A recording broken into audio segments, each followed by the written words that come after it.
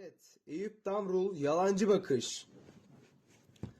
La lay la lay la lay la lay la lay la lay la lay lay la lay la lay la lay la lay la lay la lay la la lay la lay la lay la lay la lay la lay la lay la lay lay la lay la lay la lay la lay la lay la lay la lay lay. Sabah erkenden kalktım, etrafıma hemen baktım. Burnuma bir koku geldi, o koku senindi.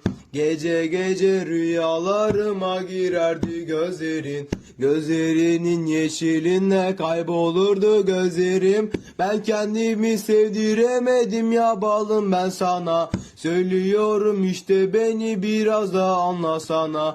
Vazgeçemem ben o güzel gülüşlerinden asla. Ben nereden bileyim o gülüşlerinde bir yalan. Ben sanmıştım ki benim kadar sevdiğini. Sen hala anlamamışsın sana olan sevgimi. Her şey bir yalanmış, varmış senin de bir sevdiğin. O sevdiğine söyle, onun da amına koyayım. La lay la lay la lay la lay la lay la lay la lay lay. La lay la lay la lay la lay la lay la lay la lay lay. La lay la lay la lay la lay la lay la lay la lay lay. La lay la lay la lay la lay la la la la la.